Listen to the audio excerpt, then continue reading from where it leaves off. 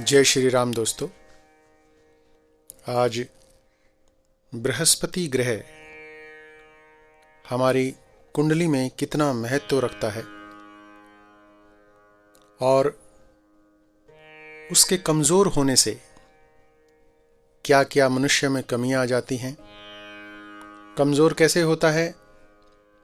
जब भी बृहस्पति ग्रह छठे, आठवें और 12वें घर में चला जाता है, यानी कि उसकी प्लेसमेंट इन घरों में होती है, तो बृहस्पति ग्रह की शुभता में कमी आ जाती है। जितना अच्छा फल वो हमें दे सकते थे, उस वक्त वो उतना अच्छा फल नहीं दे पाते। एक और ऐसी स्थिति होती है जब गुरु ग्रह नीच अवस्था में चले जाते हैं। और नीच अवस्था में कब जाते हैं? जब वो मकर राशि में जाते हैं। मकर राशि मतलब 10 अंक जहां लिखा हो और वहां बृहस्पति लिखा हो, तो समझ लो गुरु नीच के हो गए। हमारी उन फलों में जो अच्छे फल थे, उनमें वो कमी आपको दिखाई देगी। एक और ऐसी ही स्थिति होती है जब ग्रह अस्त हो जाता है। और अस्त कैसे होता है, मैंने अभी अभी वीडियो अपलोड किया है। ग्रह कितनी डिग्री पर अस्त होता है, आप ये वीडियो देखकर जान सकते हैं कि कोई ग्रह सूर्य के कितना नज़दीक जाने पर अस्त होता है। और अगर अस्त हो जाता है फिर भी उस हालत में भी बृहस्पति देव आपको वो रिजल्ट देने में सक्षम नहीं होंगे। बृहस्पति की डिग्री कम होने पर सबसे मेन बात है, आप बृहस्पति की डिग्रियां देखें। अगर वो डिग्री वाइज अच्छे हैं तो अच्छा रिजल्ट देंगे। ये भी एक मेन कारण है। अगर डिग्री कम है तो भी अच्छा रिजल्ट नहीं देते। दूसरा एक और कारण है, कई क्रूर ग्रहों की दृष्टियां अगर बृहस्पति ग्रह पर हैं तो भी बृहस्पति ग्रह कमज़ोर हो जाते हैं और अपना पूर्ण इंटेंसिटी के साथ वो रिजल्ट नहीं दे पाते। लेकिन ये तो थी उन लोगों के लिए जो जानते हैं कि ज्योतिष क्या है, कौन सा ऊंच का है, कौन सा नीच का है, जो थोड़ा बहुत नॉलेज रखते हैं। लेकिन कुछ ऐसे लक्षण हैं जिनको जानकर हम ये पता लगा सकते हैं कि हमारा बृहस्पति ग्रह कुंडली में अच्छी स्थिति में है या बुरी स्थिति में है। तो आइए जानते हैं वो कौन से ऐसे लक्षण हैं।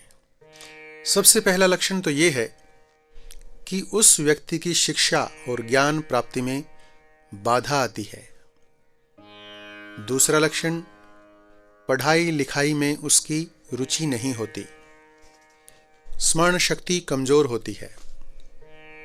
तीसरा लक्षण, शिक्षा बहुत संघर्ष के बाद होती है, रुक भी जाती है कई बार।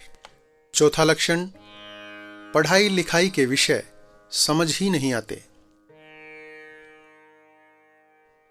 कल्पना की दुनिया में वो व्यक्ति हमेशा खोया रहता है, शिक्षा के महत्व को मानता ही नहीं है। छठा लक्षण, उस व्यक्ति को गुरु अच्छा नहीं मिलता या गुरु से उसके संबंध अच्छे नहीं रहते।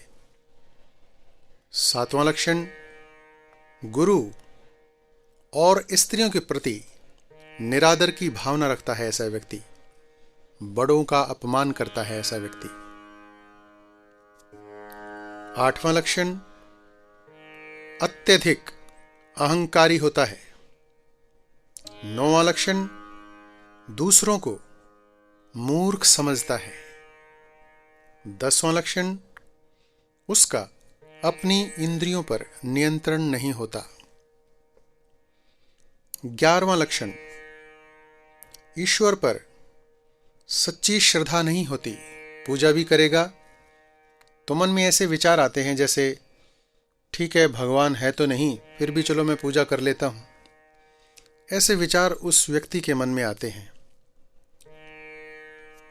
12वां लक्षण उसका चारित्रिक पतन हो जाता है। 13वां लक्षण दान में उसकी रुचि नहीं होती, जबरदस्ती करना पड़ता है। किसी के कहने से तो कर देता है, लेकिन खुद उसकी दान में रुचि बनती ही नहीं। काम को हमेशा टालने की आदत बनी रहती है। आज नहीं कल कर लेंगे, ऐसी सोच उसकी बन जाती है। 14वां लक्षण धन की समस्या भी बनी रहती है। 15वां जो मुख्य लक्षण है वो है बुरी आदतों में पड़ जाना, बुरी लतों में धन का नाश करना। धन के पीछे भागता है और केवल धन के बारे में ही सोचता है। 16वां लक्षण उस व्यक्ति को संतान प्राप्ति में भी बाधा आती है। 17वां लक्षण अगर लड़कियों की कुंडली में बृहस्पति अच्छा नहीं है, इन्हीं घरों में है, नीच है, अस्त है, तो वैवाहिक जीवन में सुख की कमी आ जाती है। 18वां लक्षण मनुष्य नौकरी तो करता है, पर उच्च पद पर पहुंचने में बड़ी दिक्कतों का सामना करना पड़ता है, आसानी से नहीं पहुंच पाता। 19वां लक्षण सम्मान जितना उसको मिलना चाहिए उतना सम्मान उसको मिलता नहीं है। और 20वां लक्षण ऐसे व्यक्ति का स्वास्थ्य खराब रहता है। लीवर की प्रॉब्लम, पाइल्स की प्रॉब्लम, मानसिक रोग, एसिडिटी, गैस, ऐसी बीमारियां उसको घेरे रहती हैं। तो दोस्तों, अगर ऐसे ही लक्षण आपको अपने जीवन में दिखाई दें तो कहीं ना कहीं अगर आप कुंडली दिखाएंगे तो बृहस्पति आपका कमजोर हो सकता है। आपको ऐसी हालत में बृहस्पति को ठीक करने के उपाय करने चाहिए। अगर समय रहते आप इनका उपाय कर लेते हैं तो जीवन में उन्नति का रास्ता खुद ब खुद मिलता है।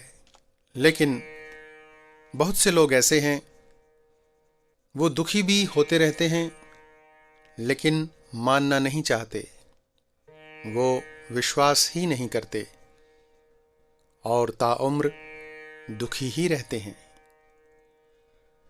तो दोस्तों, ये वो लक्षण थे जो मैंने आपको बताए। इसी प्रकार का ज्ञान और बढ़ाने के लिए, आपकी जिज्ञासा ज्योतिष में बढ़ाने के लिए मैं निरंतर वीडियो डालने का प्रयास करूंगा। अगले वीडियो तक जय श्री राम।